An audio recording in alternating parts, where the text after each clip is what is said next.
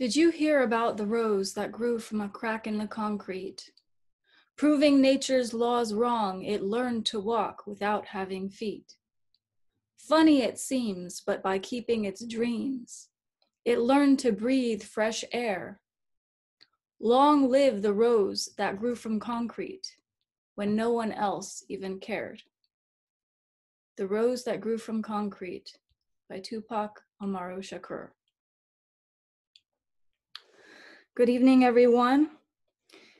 If there's one message you leave with tonight, let it be Black Lives Matter. I'm sure most of you will agree, yet I'm still surprised when occasionally I come across people that don't understand the movement or feel threatened or confused by it. When George Floyd was publicly executed in the street by a police officer a few weeks ago, it drew worldwide attention. Watching him gasping for air, pleading for his life, and defenseless, I felt many things: anger, fear, sadness, guilt, aversion, helplessness, and anger again. I know many of you have felt the same. Sometimes when I think about these things, I don't want to. I don't want to feel the emotions that come up. But as Buddhists, looking away is not an option. I'm not the strongest human being. I've gotten through things with tears, by eating big bags of potato chips, by calling friends to give and get support, and by researching small ways I can take action. Speak out, donate, have hard conversations, and still feel like I'm not doing enough. But it does feel good to do something. It feels good to know I didn't look away. Why is racism so hard for us to talk about? Why haven't we figured it out yet? To understand how to untangle racism, we need to go back to the roots of it. Before we go there, I want to say that I'm speaking for myself. I don't speak for the Black community, although I've been doing a lot of listening, and we're planning to bring more African American speakers here soon. I also don't speak for Kannon, although both Kannon and the Soto Zen Buddhist Association have expressed their grief and concern over the murder of George Floyd, like so many others. So while our positions are aligned, the details that I speak of come from my own perspective. I consider myself an ally in the situation, but it really doesn't matter what I think of myself. What really matters is, what do my African American friends, coworkers, and acquaintances think of me? Do they think I'm an ally? Do they think I'm there for them? I bring this up because it's important. We can have all the good intentions in the world, but if our friends feel scared and alone during a time of oppression, maybe we need to reach out more or reconsider the ways we're trying to help. For example, one big response which is trying to be helpful, but which is actually harmful, is the phrase, "all lives matter." In an attempt to generalize and make the movement a broad thing that includes everyone and everything, it actually confuses the message and makes things worse. I haven't heard anyone in this community say it, but I want to explain why this misguided attempt to help actually undermines the cause. Of course, all lives matter. As Buddhists, we affirm life, and we see all life as sacred.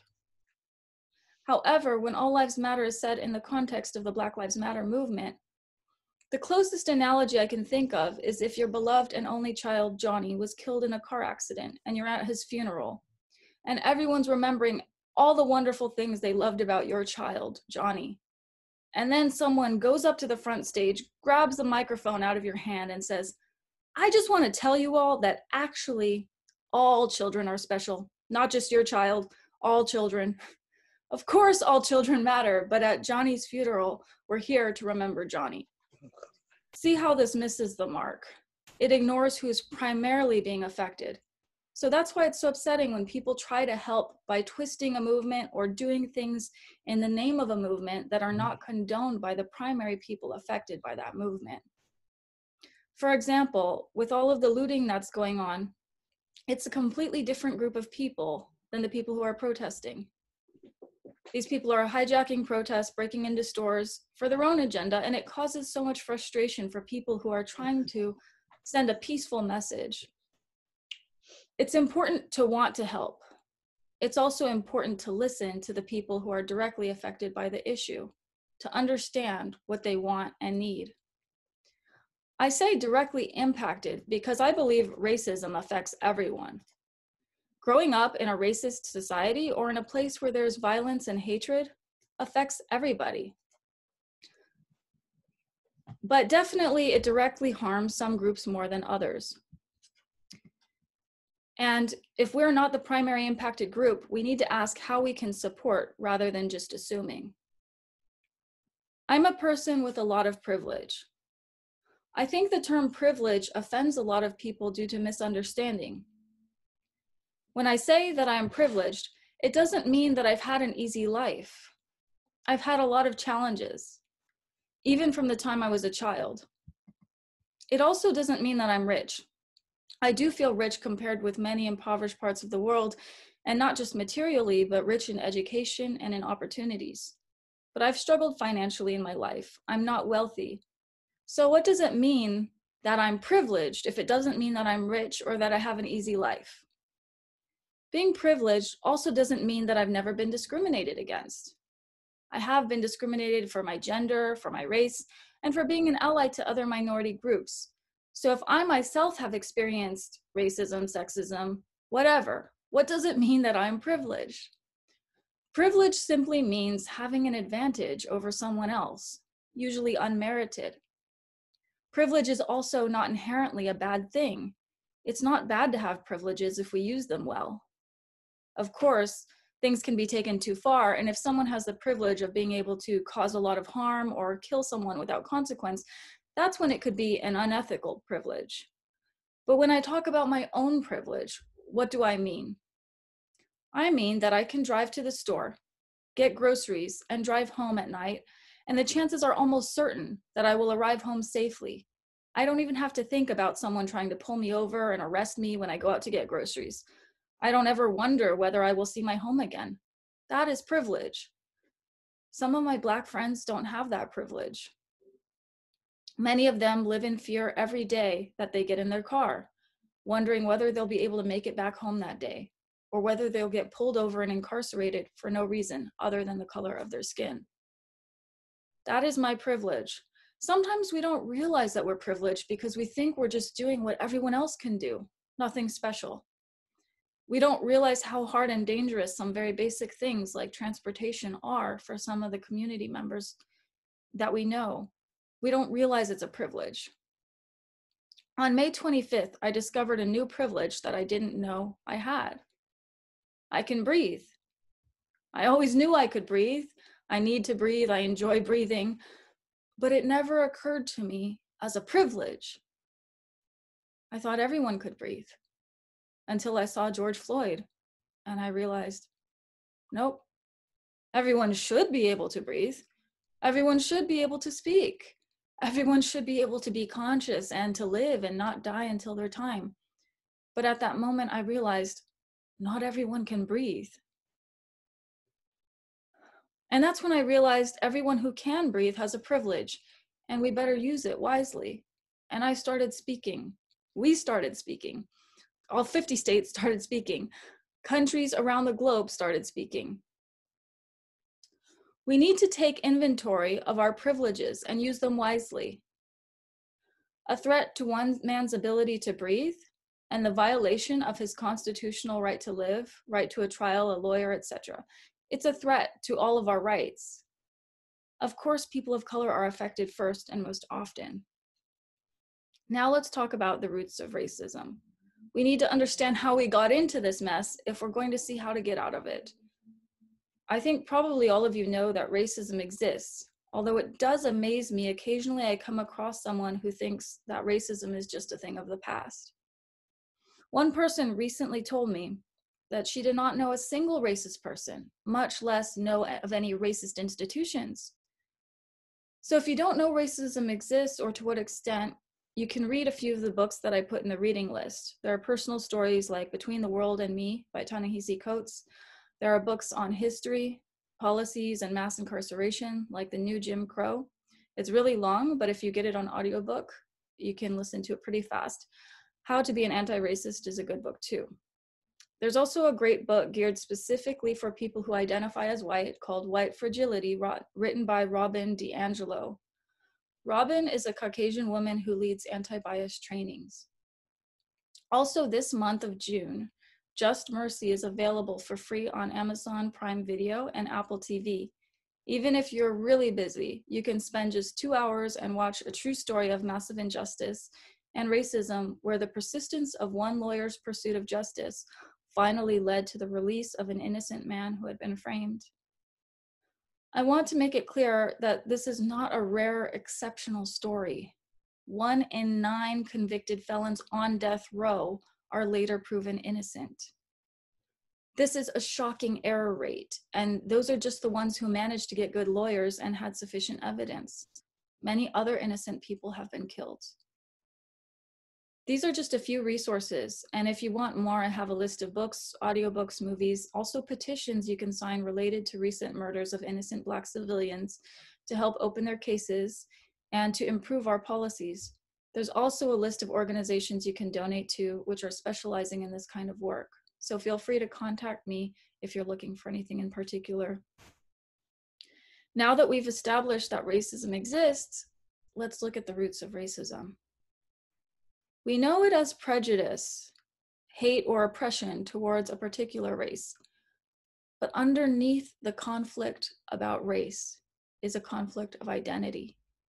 And underneath the conflict of identity is a conflict of economics. When Christopher Columbus first came to America, the Native American tribes were oppressed and killed. They were not killed because of their race. Christopher Columbus did not even know or care who these people were, let alone what their race was. He called them Indians because he thought he was in India. He was lost. That's how little he knew about the people. So it's not that he particularly hated these people or anything about them. They were not killed because of their race. They were killed because we wanted their land. So the natives were driven away and killed, and the foundation of America was not based on racial hatred. It was based on greed. We still see this today with the ongoing battle over the Dakota Access Pipeline, oil or clean water, money or sustainability. The natives and those who stand with them have been tear gassed and injured for peacefully wanting to protect our clean water supply. When the free African people were captured, enslaved, and brought to the Americas, they were not brought because of racism, not because anyone had anything against dark people. They were brought to the Americas, to Brazil, to the Caribbean, by people who wanted to use them as labor. There was no pretense of racism. In fact, race didn't even exist. It was invented later. They were brought in to exploit their labor for financial benefit. Greed came first. It was always about the exploitation of resources. In our meal chant on Saturdays, we used to chant, understanding greed as the source of delusion. Interesting. So right now, we have all this confusion about race, all this conflict about race, all this delusion about race. But the delusion of race was the result of greed. As human beings, we want to believe that we are good people. We want to believe I'm right and I'm a very nice person and I have everything under control. But when something as nasty as slavery pops up in our behavior, the beating and killing of other human bodies for personal or financial gain, it ruins our story of being a nice and good person. So a story had to be invented to explain away and justify or cover up what was actually happening. The white race and the Black race were created, and Asian and Latino races.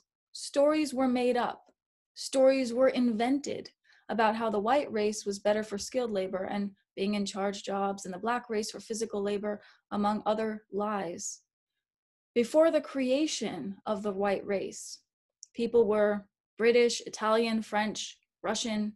They also fought each other and enslaved each other. This alliance of being all one big white race didn't exist historically before the creation of the Black race.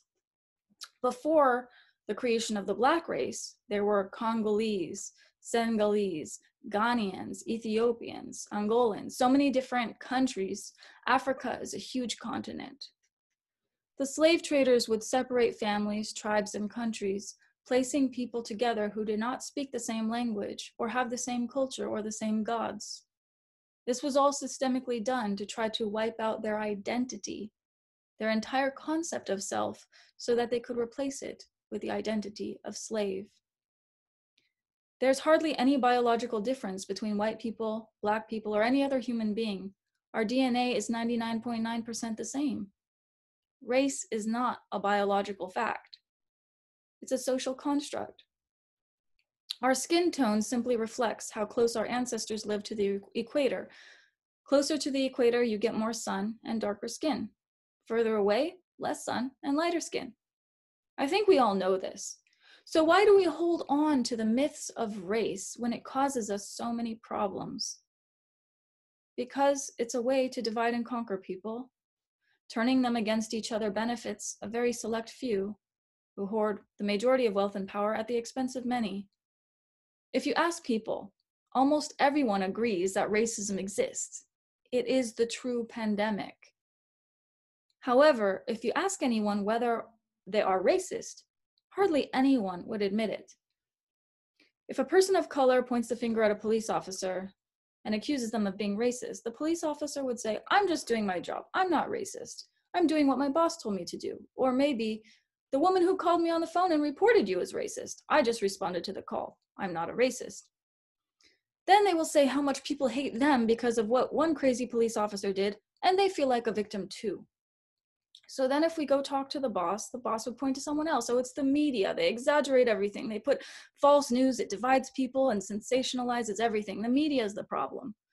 Well, then if you go to the media, they'd say, "We get paid to capture violent and conflict-ridden stories because they get more clicks. We're not racist. If there's any true inequality, it's because the law is racist."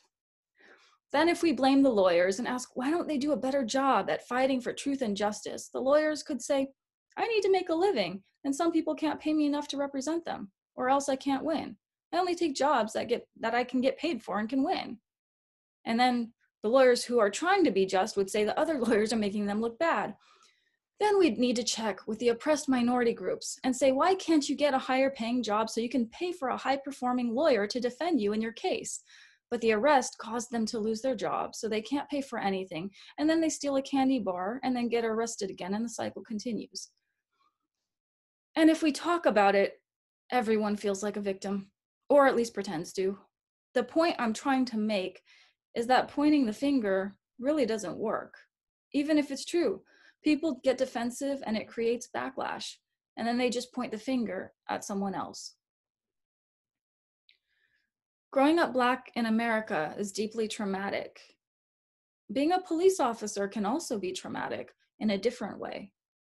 But in some ways, they're victims as well for what they are required to do or lose their job. 19% of police officers served in the military.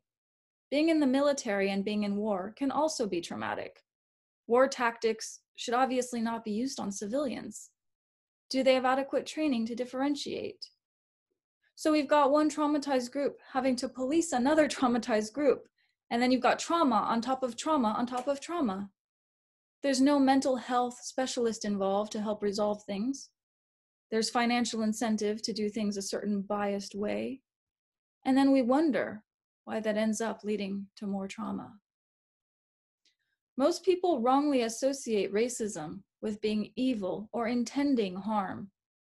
The truth is that we're all biased, to some degree racist, because we were raised and conditioned by a highly racist society.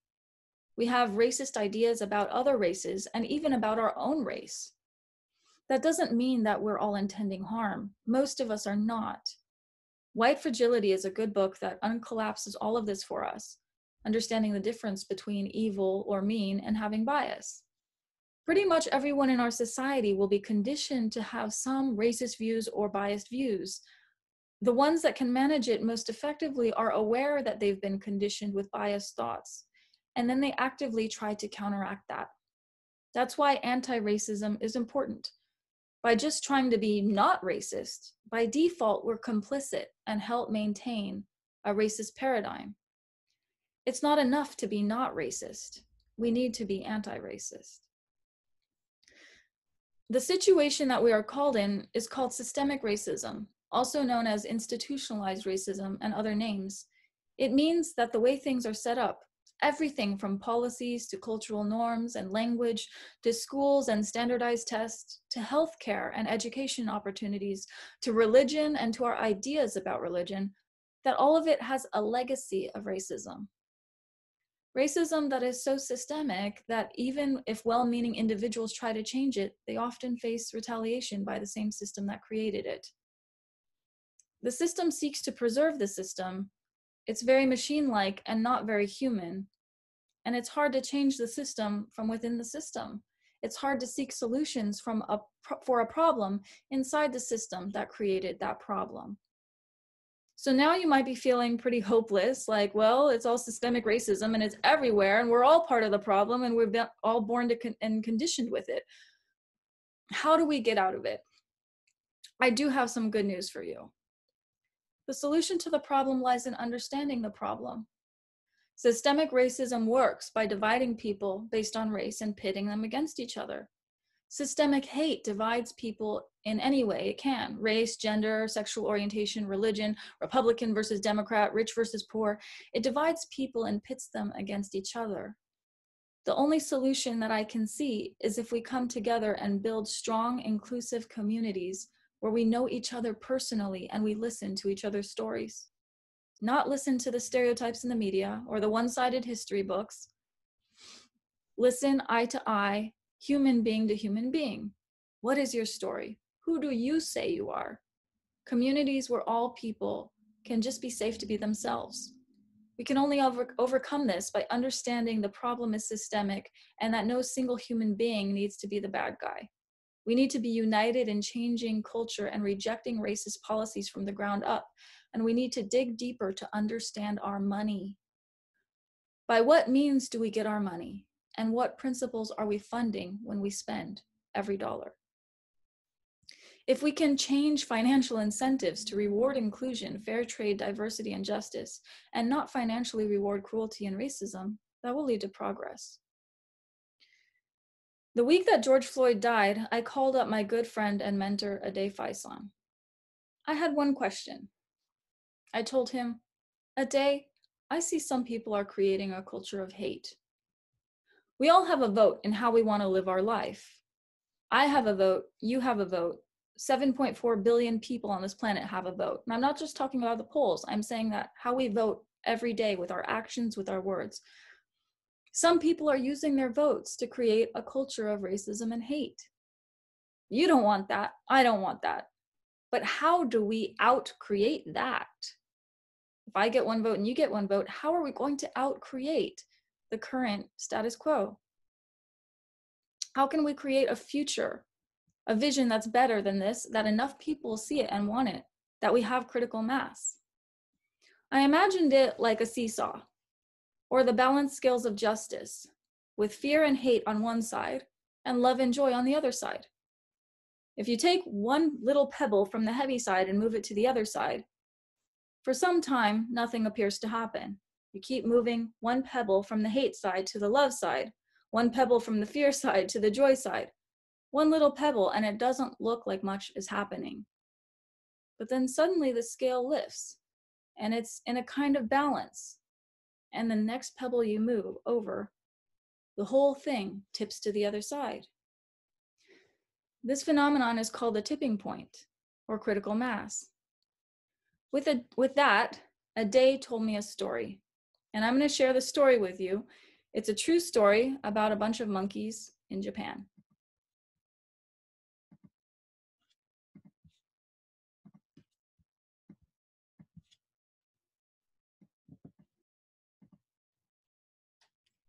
In 1952, on the island of Koshima, scientists were providing monkeys with sweet potatoes dropped in the sand. The monkeys liked the taste of the raw sweet potatoes, but they found the dirt unpleasant. An 18-month-old female named Imo found that she could solve the problem by washing the potatoes in a nearby stream. She taught this trick to her mother. Her playmates also learned this new way, and they taught their mothers too. Between 1952 and 1958, all the young monkeys learned to wash the sandy sweet potatoes to make them more palatable.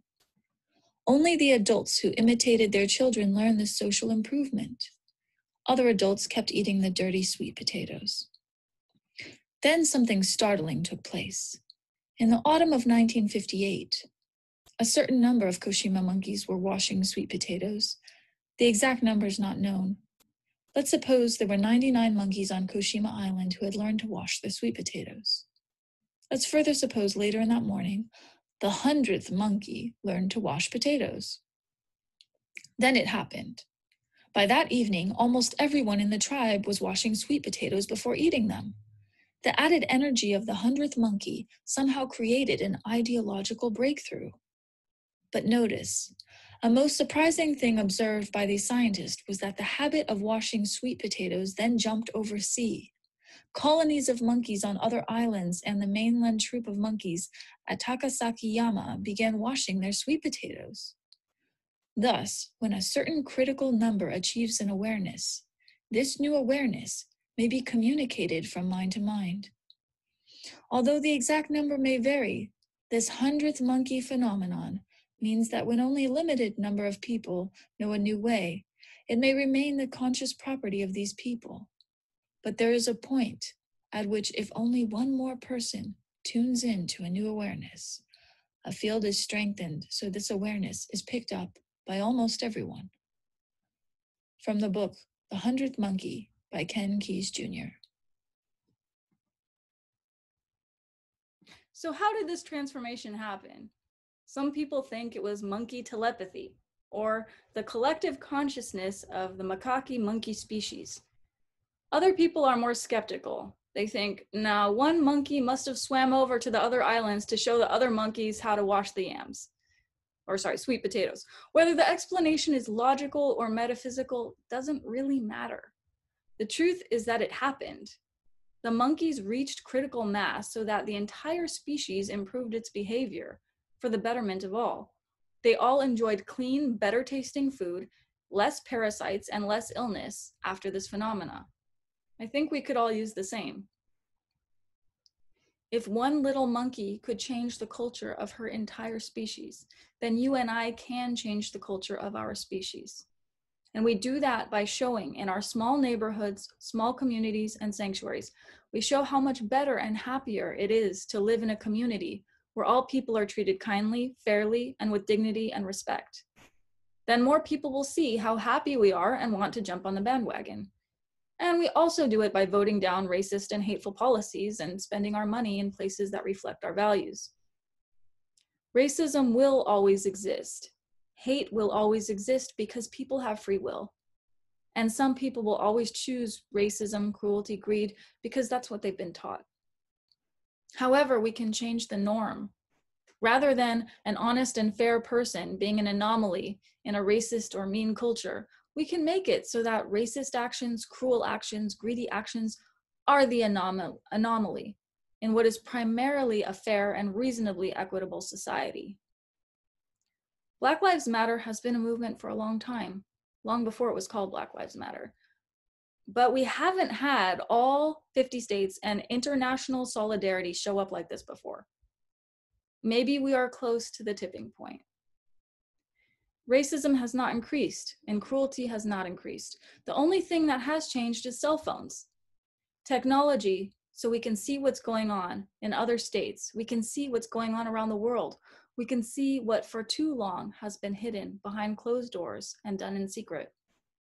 It reminds me of the civil rights movement because it started not because racism got worse. I mean, it was already as bad as it could be from the beginning. But the civil rights movement started with the invention of the television set. And when the people in the North could see on that little television set the cruelty that was happening to all the people in the South, that stirred up the civil rights movement. The visibility and transparency of the atrocities were what sparked the outrage, which led to tremendous progress. Not enough progress, but definitely progress.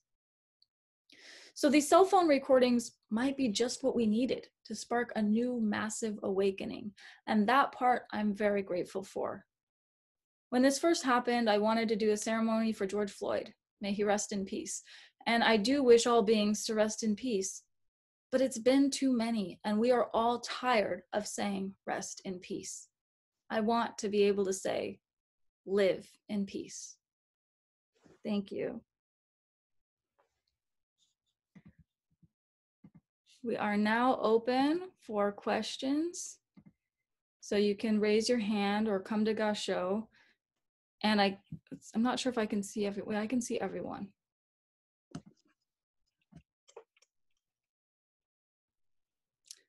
I see Mike.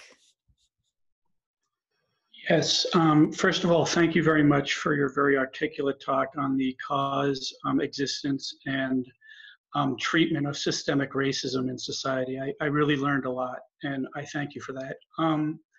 I'd like to, because you talked about racism and identity, I'd like to make a distinction, and I think it's an important one, between ancestral or inherent identities and elective identities. Like an elective identity is something that I choose. Like I choose to be a pool player. I choose to be a Zen Buddhist. I choose to be an ethical being in society. And that's usually what I think of as stuff that is worthy of virtue. If I'm an ethical being in society, or if somebody else is, I bestow praise on them because they made that choice.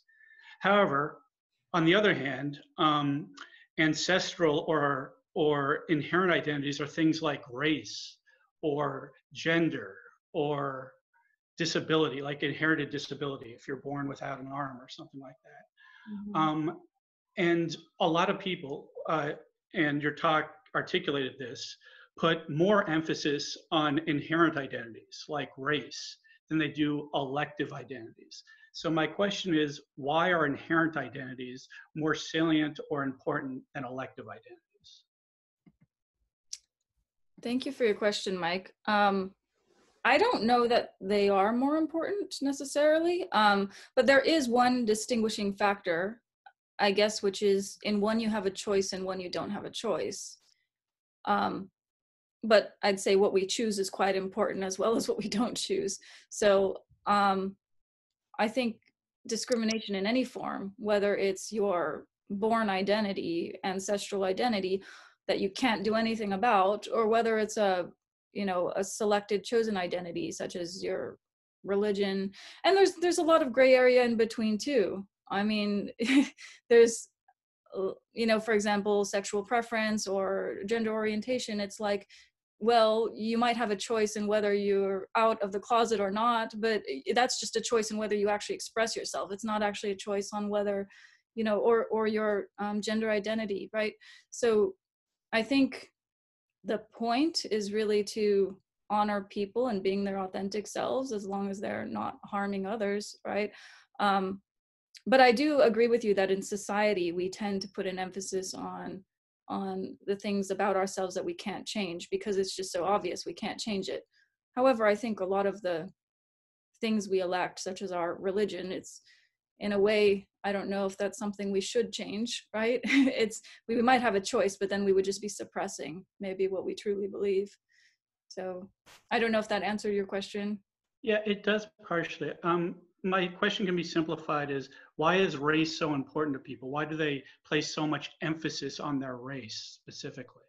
Like, why is being a certain race so important to them? Like, why do we see this as so important?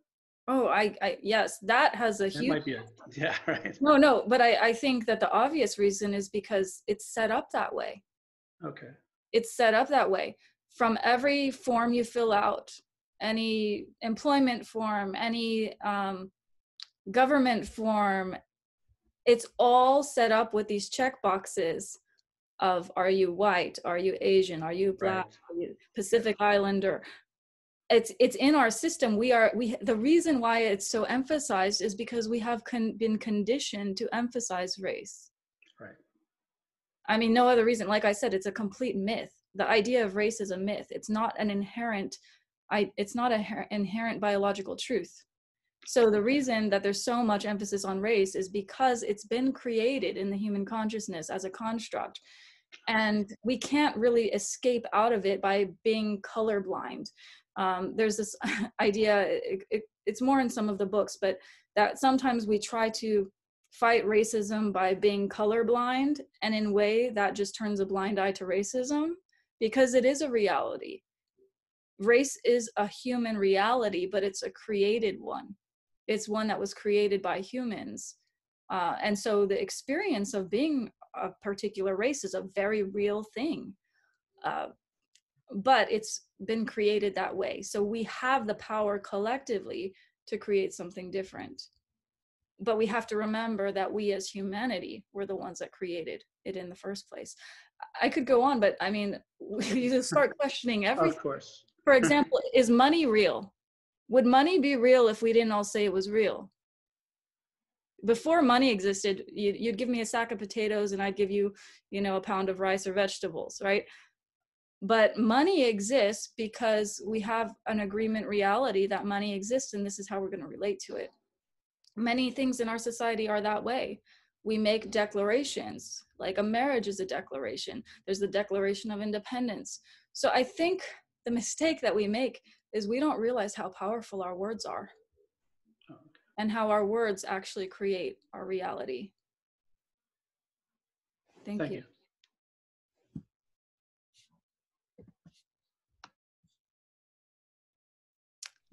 Robert Cohen. Hi, I'm new to the group, so hello. So a question I have is on that same topic. I know like Dr. Martin Luther King talked about how he would eventually love to live in a society that is colorblind. Mhm. And there's kind of a thought that why can't skin color pigmentation be the same way as being blonde or brunette or something along those lines, where we don't even think if someone is blonde or brunette. This does not affect how we interact with them. It's just a complete, sort of side thing that no one cares about really. So do you think that color blindness is perhaps a sort of utopian aspiration, or do you think it's just something we shouldn't even aspire to at some point? I think we're not there yet. We're far from that. And I think we need to hold two different things. One is understanding that inherently we all have our shared humanity and we are basically the same. I mean, whether blonde hair, black hair, African American, we need to understand that our humanity, our organs are all in the same place. We have the same human brains. So you're right in that sense, that we need to be colorblind in sense of understanding biologically and intrinsically, intrinsic value, that we are all the same. However, I think we also, unfortunately, because we got ourselves in this problem, we got ourselves in a knot. You don't get out of the knot by ignoring the knot. Once you're in a problem, let's say you've created it, it needs to be untangled, and you have to look at it in order to untangle it. So while I can look at someone that's a different race than me or a different gender, and I can see that they're fundamentally the same, that we have so much in common fundamentally, that they're of the same value, I also have to be aware of what are their experiences. It's much different to go through life as a man than a woman. It's much different to go through life as a LGBTQ than a straight person. It's much different to go through life being African American than being Caucasian American. And even me, like I'm mixed, I'm multiracial. And so there's all kinds of analyses that show that how complicated our situation is and how we're often forced to pick a side where we don't feel like we want to pick a side. So I think in a way it's almost like advertising. Like if you're watching TV and there's all of these, like you're being bombarded with advertisements to buy a bunch of stuff you don't need. The way to actually deprogram that and not go buy a bunch of stuff you don't need is to first of all be aware that you're being programmed to buy stuff you don't need. And I think we need to do that with everything, to realize that we're being programmed with beliefs that don't really help us, that don't really help anyone. And so until we get to the point where we're not being programmed with that, we can't turn a blind eye to it, because our default will run the programming. Our default absorbs it. We can't help it. We do absorb what we hear on the news, on social media, from music, from people. We are like a sponge. So we're not in a position where we can ignore it and act like it's not going to help us. It's almost like, imagine that you had cancer or you have some kind of illness. You can't just ignore it because it might keep growing. You have to do some kind of treatment and intervention and pay attention to it, actually. So I view racism as the same thing. It's like a social disease, you know? It's something that needs to be treated carefully and with acknowledgement for what it is. And yeah, does that answer your question? Thank you. Yes, thank you. Yeah, thank you very much. Okay, thank you for your talk, Bonnie, and also for the resources that you've compiled for us to learn more about this. Really grateful for that. So you talked a lot about some of the social and economic roots of racism, and specifically the way that the slave trade has conditioned us for centuries in the United States. And there are obviously other examples of this kind of thing all over the world. There clearly is a lot of this that has to do with social conditioning and social conditioning in the service of very, very questionable economic structures. But there's also some reason to believe that, having lived in tribal groups for about 100,000 generations, that our nervous systems have evolved some mechanisms that really aren't too pretty, especially when they're in the context of modern civilization. We're in these cities with millions of other people around us. We have nations all over the world, and basically there are all these forces that can tap into things that may be to some extent wired into our brains about people who are like us and people who are not like us. Mm-hmm. I just wonder what your take is on that particular idea, that underneath a lot of what looks like pure social construct, there are some deeper things built into us that get tapped and sort of co-opted for pretty dark purposes. Thanks for your question, Dave. So our natural instinct as human beings, and possibly animals even as well, but definitely for human beings, our natural impulse is to gravitate towards what is similar and familiar and gravitate away from that which is perceived as different. That's our natural impulse. It's hardwired in us. How much of it's social construct, how much of it's biology, but I think at a fundamental level, it is normal and natural to feel more comfortable with what seems familiar as opposed to what seems different. Now, where the social conditioning part comes into is perhaps we perceive what we perceive as being different versus what we perceive as being the same is heavily influenced by society. Mm-hmm. So if we grew up in a neighborhood where it was very diverse, mixed races, and, you know, that would be our normal. And we'd grow up being comfortable with different races. Now, I mean, I've actually seen this. I've actually seen children who are naturally drawn and attracted and interested in interacting with people of completely different races. And I've seen their parents actually condition them to hold back. So it's something that is taught. It's something that is learned. The natural instinct to, you know, be hesitant about something unfamiliar is instinctual, and to gravitate towards what's familiar is instinctual. But what we're taught as what is familiar and safe versus what is dangerous and foreign, that is very much influenced by society and media. I think whatever people grow up with is considered their normal. I mean, like children who are adopted into parents of different races, or, you know, children who might have same-sex parents, to them that's completely normal. They've got no problem with it. It's when they go out in the world and then, you know, other people are not comfortable with that, then it becomes, you know, conflict. But children are so open and so loving naturally that they really need to be taught to hate. They need to be taught to fear. They need to be taught to discriminate. And of course, some level of growing up, you know, you can't protect children from everything. But I do think that that what we're taught in terms of divisions by race and other sectors is completely learned behavior. I mean, if you look at certain native tribes, like they had much more inclusive views, even about, like LGBTQ people. They called them two spirits, right? They had like all kinds of concepts that we have suppressed as a society. They were, a lot of these native cultures were a lot more inclusive. So, I don't know exactly how we got all of that. I think it was just, personal gain and fight for survival and fight for power. And the easiest way to subjugate another group into being subservient or to take their resources is to otherize them. Right. And this also happened with gender. And you've heard about the Salem witch trials, in which case, like, anyone you didn't like, you just accuse them of being a witch and then they'd be killed. Right. So you could take their land. The real goal was to take their property, or you just didn't like them.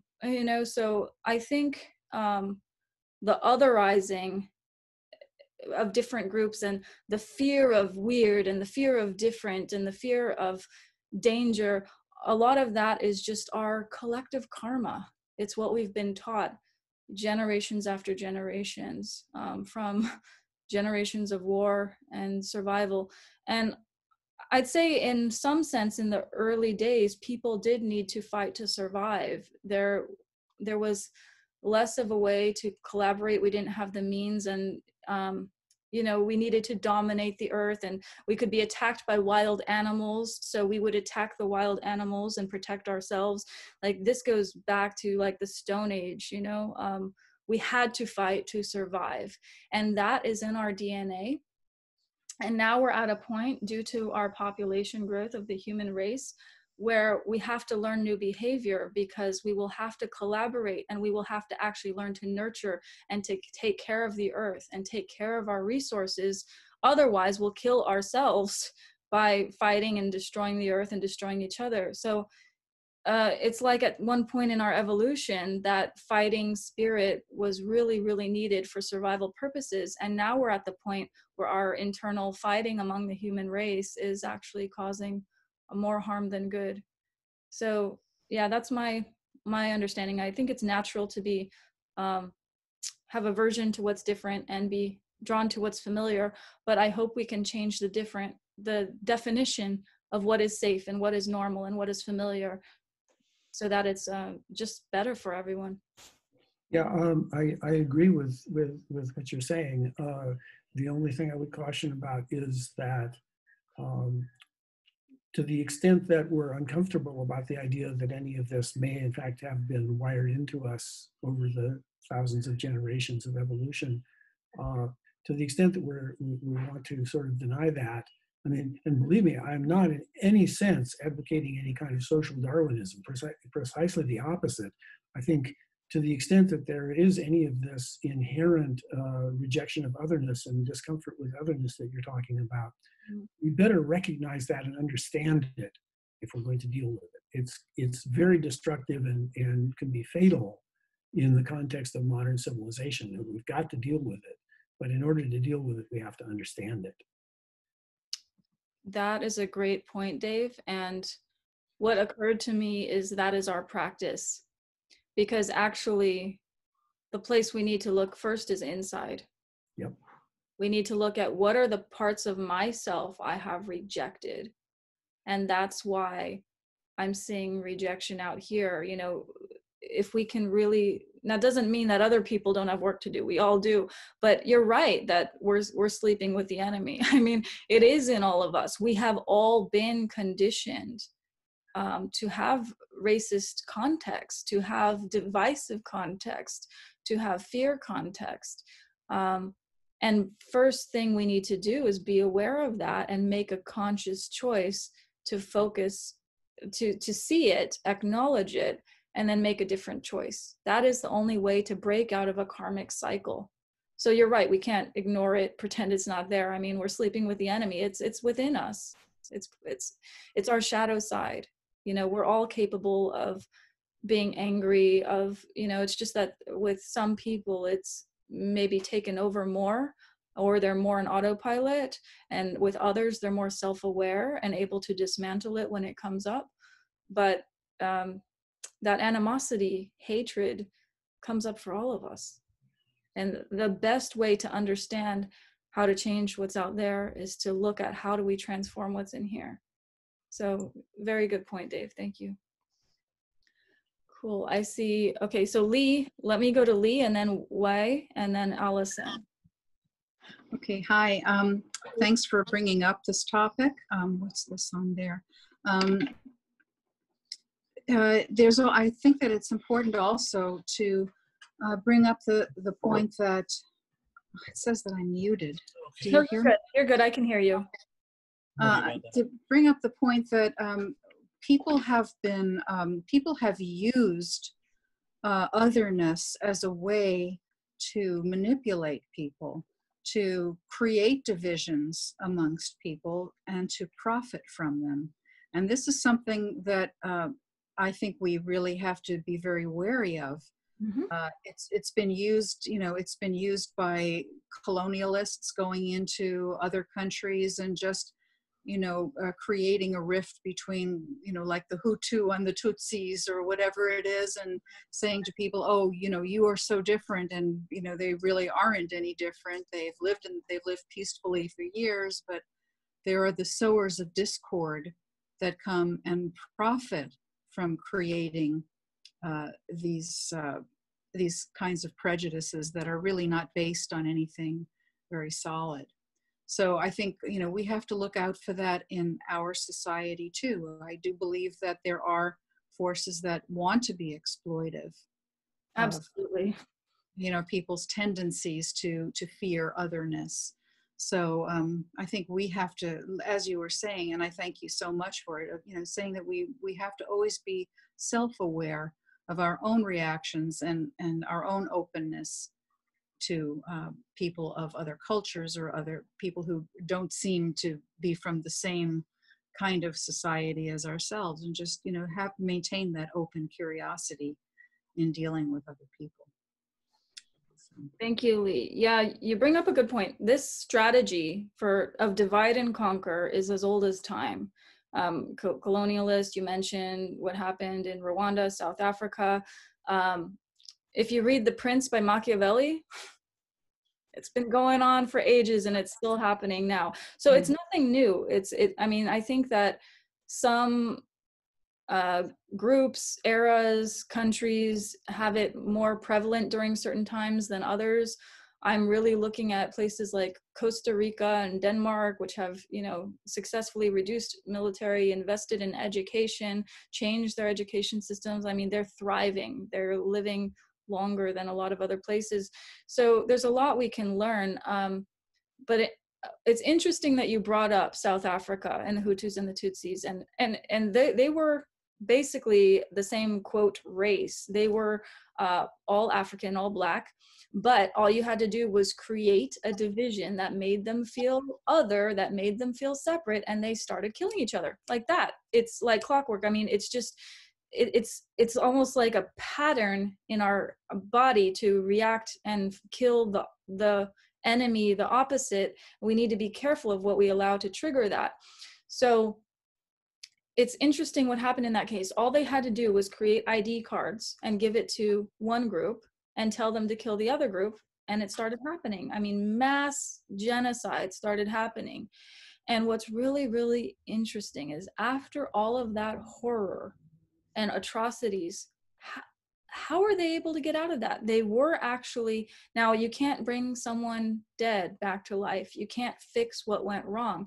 But actually what restored it to what is now a peaceful society was these Gakaka courts. I don't know if I'm saying that right, but it was really interesting. I did a study on this, and I watched videos where they would have, they're not legal courts. Law courts are, I even had a lawyer tell me this once, like law and courts will not bring justice. He told me flat out, it brings monetary compensation for injustice. And I'm like, okay, don't know if that's really what we want, right? There's this new concept called restorative justice, which I'd really hope that we can get someone in here to talk about what is restorative justice.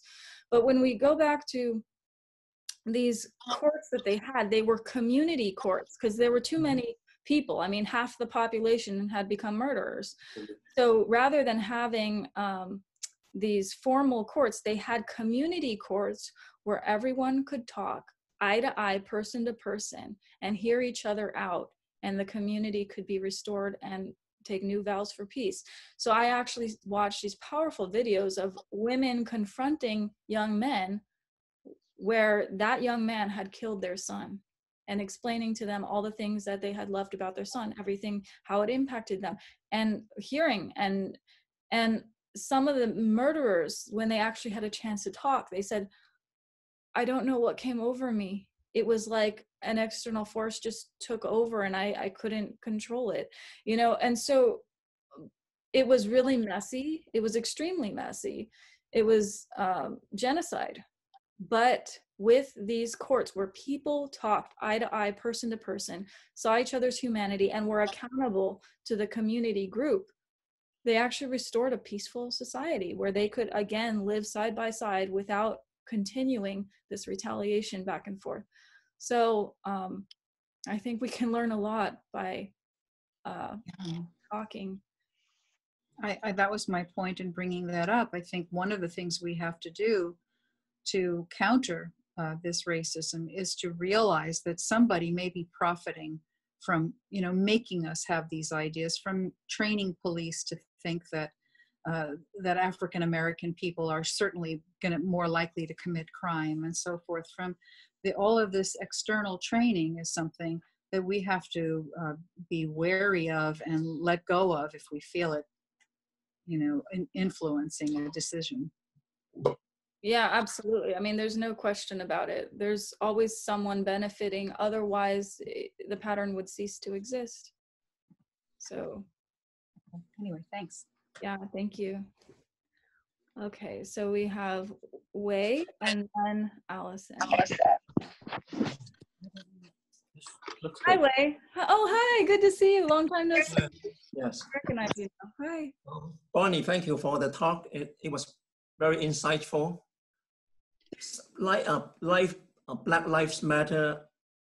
It's actually relevant to me as well, because I didn't realize at one time there was a Chinese Exclusion Act. So there was some anti-Asian sentiment at one point. Even now, some people blame the coronavirus. They say it's from China, and then they blame the Asian. That's what I heard in the news, you know, I mean, so this is relevant. And I also think we have come a long way since the time of Civil War, Civil Rights Movement. Yeah. And now, if you think back at the time, there was segregation. People have to go to different bathroom and also sit in the back of the bus or in the front of the bus, depend on the race. I think we've come a long way, except it's not long enough though. Because if you look at the news, it looks like a Rodney King, it happened in 1992. Right. So now we are in 2020. Yeah. So, I mean, there was some progress, except, you know, still racism is still exists. And what I heard you said, Bonnie, was that greed and money is the source of racism. Is that what you were saying? And also, if it is, then greed is really hard to get rid of. Yeah, so I don't know how we can address that. If you can comment on that. Yeah, thank you. Thank you. You made a lot of good points. Money is not the root of racism. Greed is the root of racism, and they're closely correlated, right? And I also hear completely what you're saying about the virus, and just keep in mind that that was intentional. It was propagated as called the Chinese virus. You know, it was an intentional attempt to divide people. Just be aware. It's like, it's propaganda, it's advertisement. So just, okay, that's not really what it is. I mean, we all are susceptible to it, right? So it's, but just being aware. But you brought up another thing. Oh, like that we're not, okay, we can't get rid of greed. You said we can't get rid of greed. So, well, if that's the root of racism, then kind of like, what hope do we have? We do have hope. I'll tell you why. Because all of these tactics are divide and conquer tactics. And they only work if people are successfully divided and conquered, right? So we do have a say in the matter. And it's whether or not, so we can't control whether someone out there wants to divide us and turn us against each other. We cannot control that. There will always be someone out there who wants power, who wants to divide us against each other so that they can more easily climb the ladder. But whether we turn against each other is our choice. So if there's a group, let's say a community, let's say a church or a state or a nation that collectively will not turn on each other, that will not buy in, that says that's not true, that's a lie, then the strategy will no longer work. So what it will take, though, is a massive awakening, and it will take a lot of people talking about it and being aware of what's going on and being aware of when we're being manipulated to harm someone or to harm ourselves and not act in our own best interest. So it's not an easy, quick fix. It requires a massive awakening. It requires a collective raising of consciousness. Yeah, but it's possible. Oh, okay. Thank you so much. Thank you, Wei. Great to see you again. Okay, Allison. Okay, there you are. Hi, Allison. Hi, Bonnie. What a wonderful talk. And thank you for inviting me. I'm a guest tonight. And I wanted to say that I agree with all the principles and information that you've conveyed tonight. And growing up in the South, where I definitely grew up in a culture where the white people were in my community were raised to believe we were better and entitled to be above people of color. And there's still plenty of that attitude happening in my home city and in other parts of the country.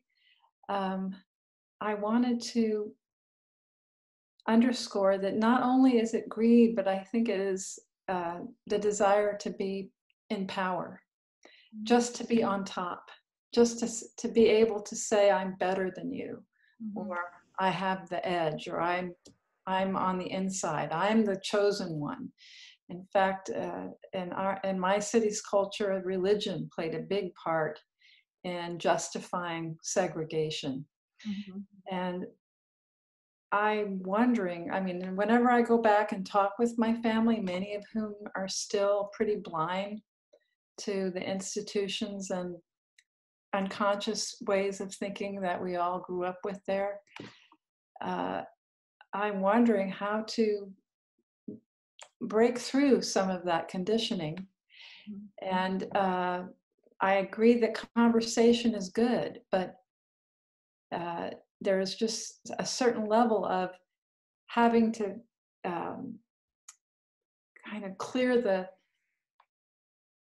fog or clear this web of conditioning that's tough to do when I mean, hopefully Black Lives Matter will be making a big impact, but I know that the number of people that were showing up for the demonstrations in my home city of New Orleans was way, way less than the entire population of the city.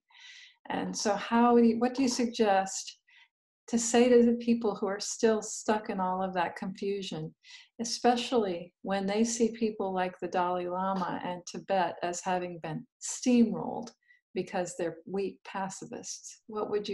How would you address those confused people?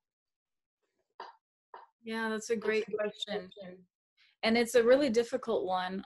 I know several people that not only have a hard time talking to their own family members about it, but this has divided families to where some people cannot stand each other and even excommunicate same race, same family members, but they have different political views. That's how polarizing this whole thing has been.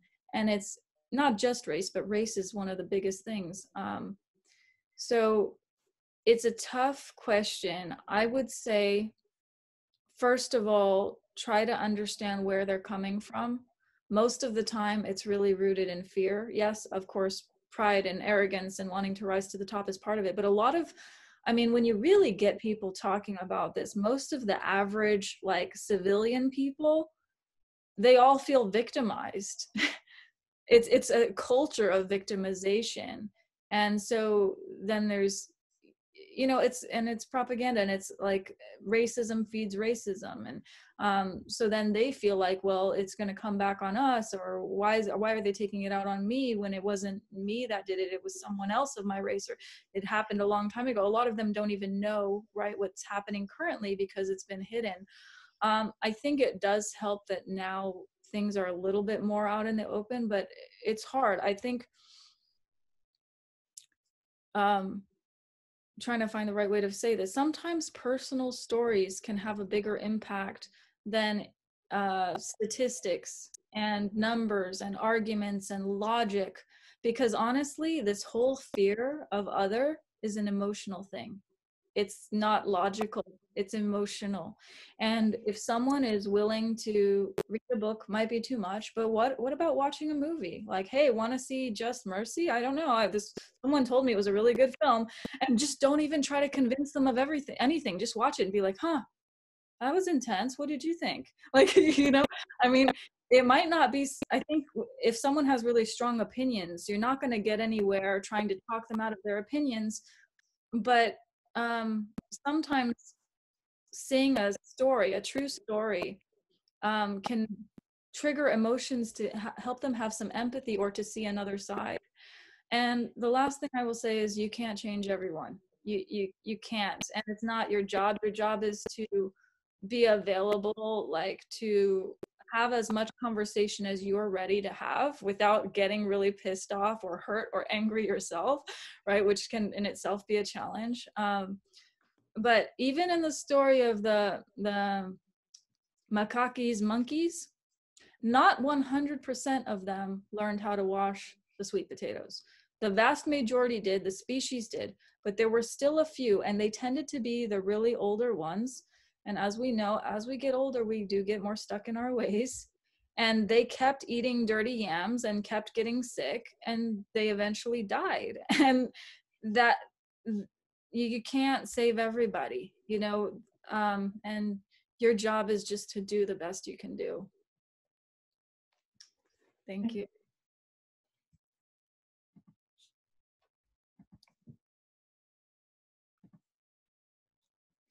Any other questions or comments? Nili, let me see. There you are.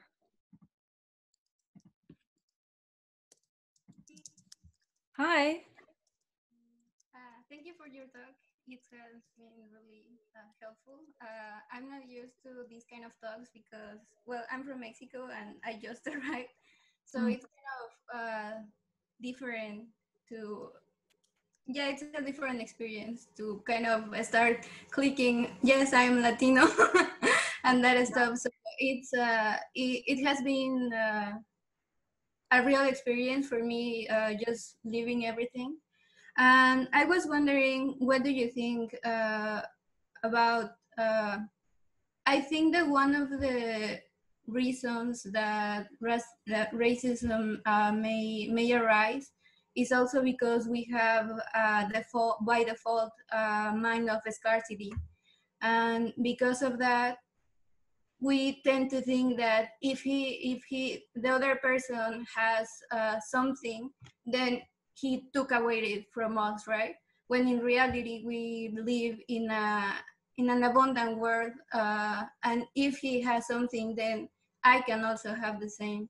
Right. So I'm wondering, what do you think if also by cultivating in ourselves that mind of abundance and gratitude about what we have, we can also kind of make a little progress in this subject?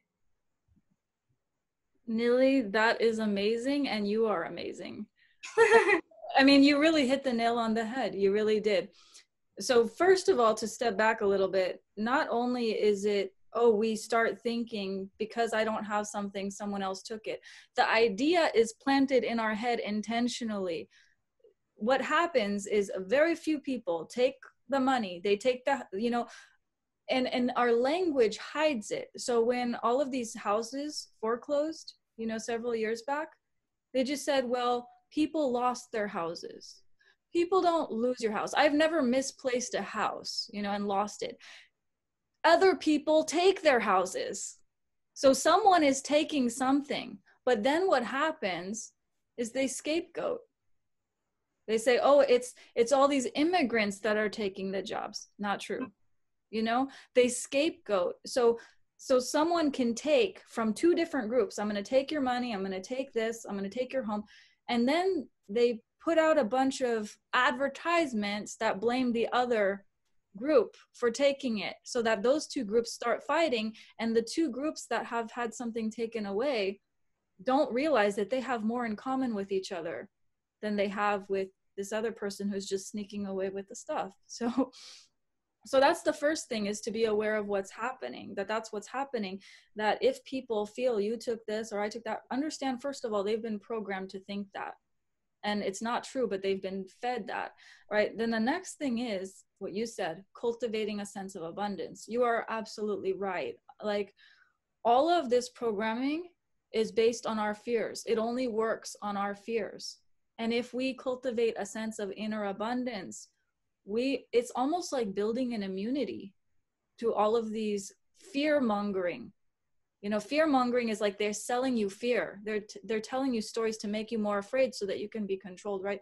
So when you have that inner sense of abundance, you don't need a lot of money for that, but you can appreciate what you have. And the most important thing, I think, is our relationships. So if you have good friends and you just know, okay, my friends care about me, I care about them, and you have a confidence in yourself, you have a confidence in your own ability, like even though situations are challenging or someone's blaming you for something you didn't do, you know that you are strong enough to rise above that, then that is true abundance. And that will give you some level of immunity to the negative programming that is trying to keep you fearful, that is trying to keep us separate and afraid of each other. So I think that's the solution, is that the inner cultivating of abundance. So really great. Yes. Thanks. Thank you.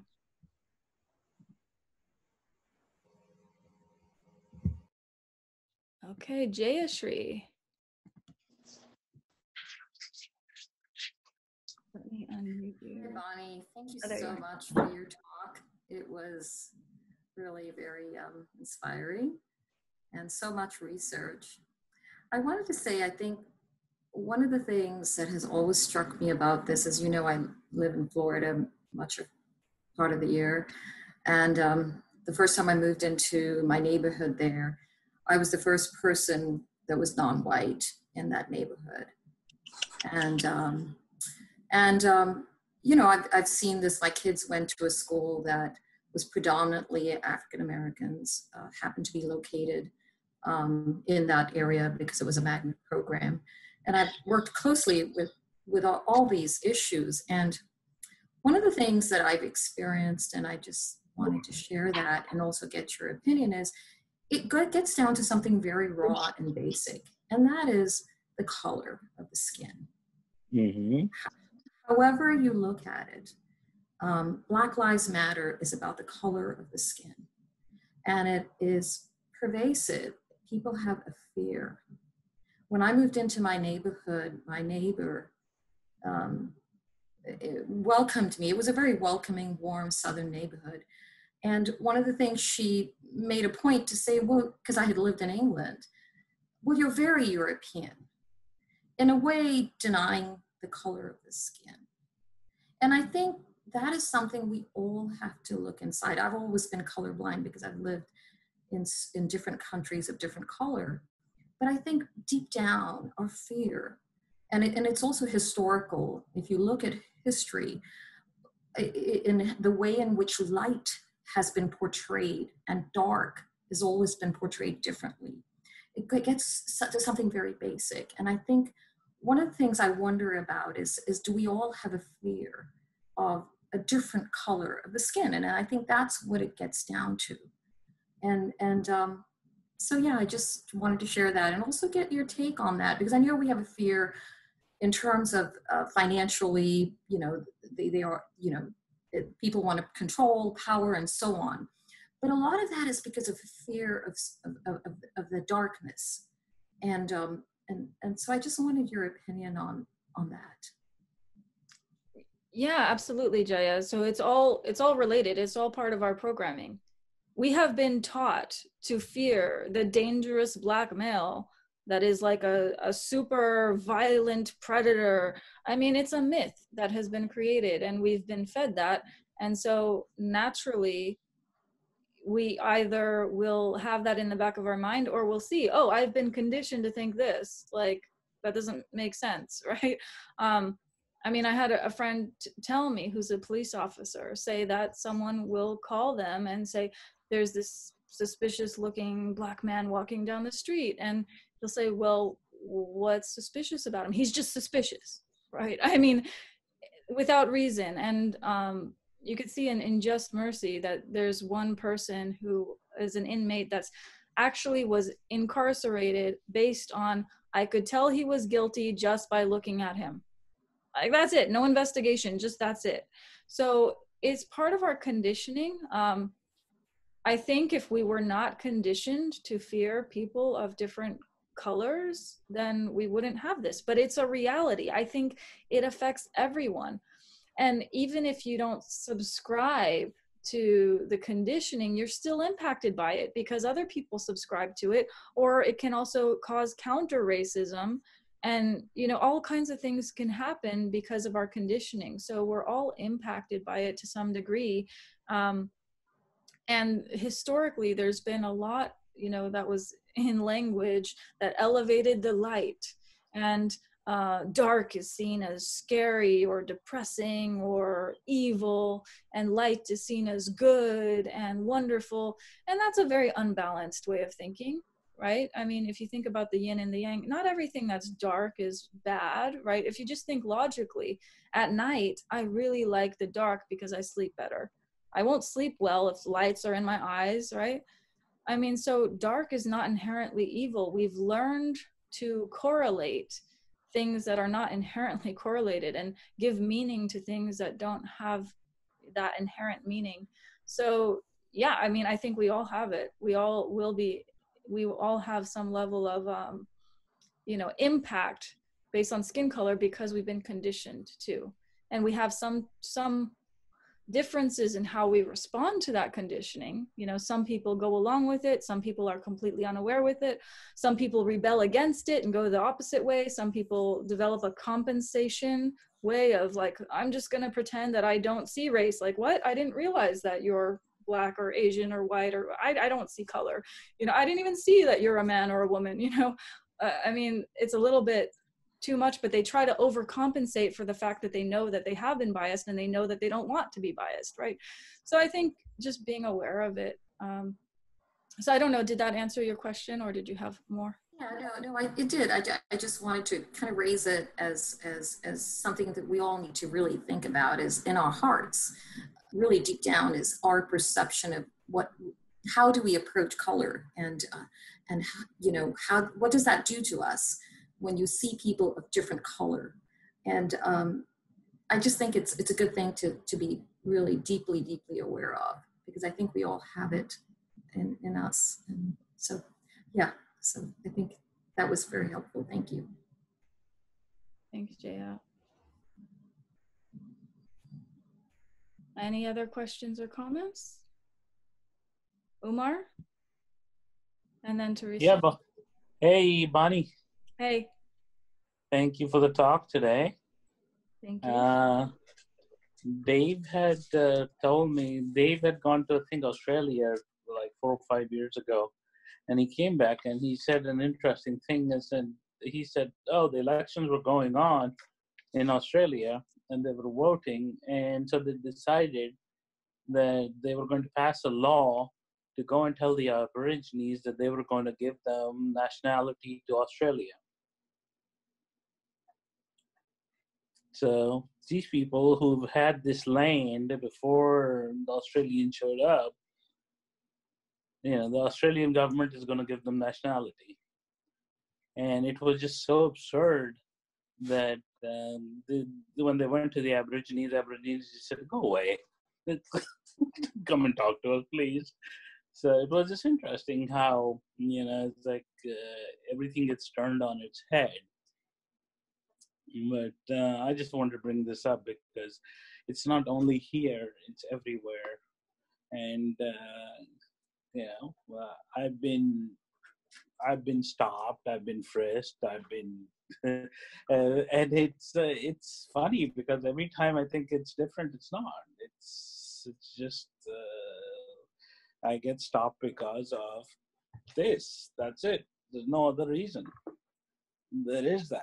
That's the first thing that comes that people see, you know? Yeah. So I want to go back to your story about the Aborigines. So I agree that this is a global problem. Absolutely. Hang on, let me spell it. So it was like basically they took their land and then they said, "Oh, now we're going to grant you citizenship." Yeah. So it actually is it's like a quintessential example of what we call like the savior complex. So we need to be really careful with that. No, I'm serious. I mean, and it has I know. It has even worse manifestations. I mean, I hate to bring this up. I don't want to trigger anyone or anything, but it's a fact that when a lot of, you know, Africans were brought and they were not going to make the boat ride, like there were people who would baptize them to, quote, save their soul as they actually ended their life. I mean, this is the most horrific kind of, you know, savior complex. I don't have a better word for it, but it's this idea, it's the underlying principle is I am better than you. And I know what's best for you, and I should be in charge. And then you can have my blessing, though, as long as you're working under me, right? So, yeah, that's really tragic, and it happens all over the world. I agree that this is not just a phenomenon that happens in the United States. It is a worldwide issue. So, yeah, that really sucks, and it's not fair. And I think the main thing is to be wise to it and to understand that people who do these kinds of things don't have a lot of self-esteem, and people without a lot of self-esteem or who have been traumatized can do a lot of damage. But I think what our practice is to develop the skills to learn how to deal with those kinds of personalities. It's like the colonization, the colonial mentality, like I'm going to take over and I'm going to rule and you will serve me, period. And I do think that we're starting to see things turning around. A lot of the Confederate statues have been taken down. I even saw in Belgium that King Leopold was taken down, who colonized the Congolese. And he colonized the Congolese and oppressed them and really did so much violence to those people while lying to his own Belgian country, claiming that he was doing humanitarian work over there. But instead they were doing militia. Like, so there's a lot of, you know, a lot of it is rooted in deception. And when we can actually see clearly, then it unravels all of these delusions, right? So I think the trick is, how do we see clearly, like so much injustice, and not become so angry and hateful ourselves that we become just like the perpetrators, you know? Yeah. So the whole idea of the practice is to develop a higher sense of purpose, and for me at least. And so if we have a higher sense of purpose in life, and this is what the practice does to us, is gives us a sense of balance and it gives us a higher sense of purpose. This is why we say, you know, we vow to save so many beings. And this is the whole idea.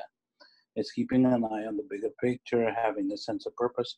But it's, you know, it's a very discombobulated world that we live in right now, and it has been like that for quite some time.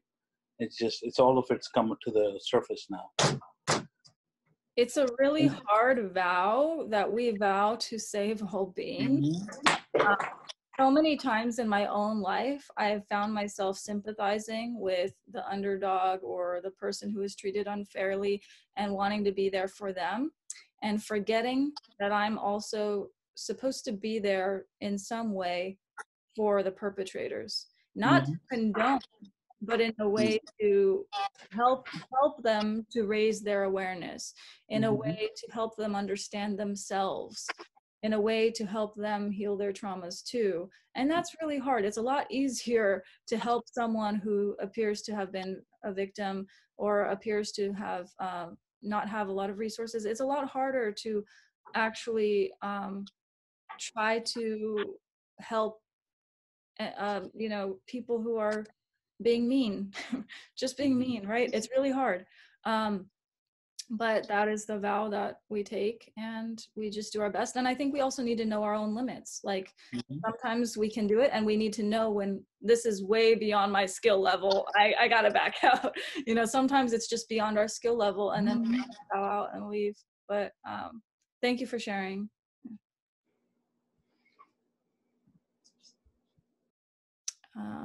I think Teresa, did you have a question or comment?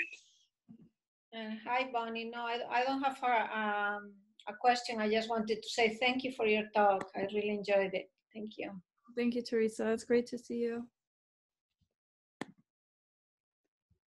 Dave, you have another comment? Oh, sorry, you're still on mute. Yeah, I just, you've given us so many great resources, things to read and movies and so forth. I just wanted to throw out one other suggested resource that really reinforces some of the things you've said about how racism isn't just something that pops up at random and you should hate all the racists, but that it's a social phenomenon. It catches up a lot of people, and oftentimes you'll find a smaller group of people whose greed is really very consciously driving the whole thing. If you haven't heard it and you're not familiar with it, hop onto YouTube and just take a listen to Bob Dylan in the early 60s singing Only a Pawn in Their Game. Only a pawn in their game. That sounds accurate, yeah, relevant. Yep, well, it's exactly what you think it means. Just, it's really worth a listen. Only a pawn in their game. It takes 3 minutes. Yeah. Thank you, I Dave. recommend it. Thank you, Dave. That's great.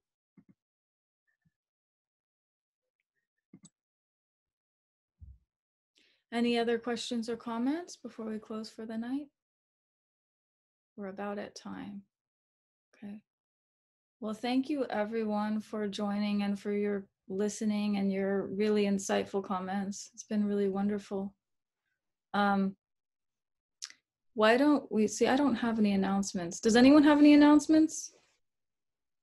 I think we're good for now. Teresa, you, oh, go ahead, Teresa. Yeah, next week, Columbine will be giving a dharma talk, a way-seeking mind talk.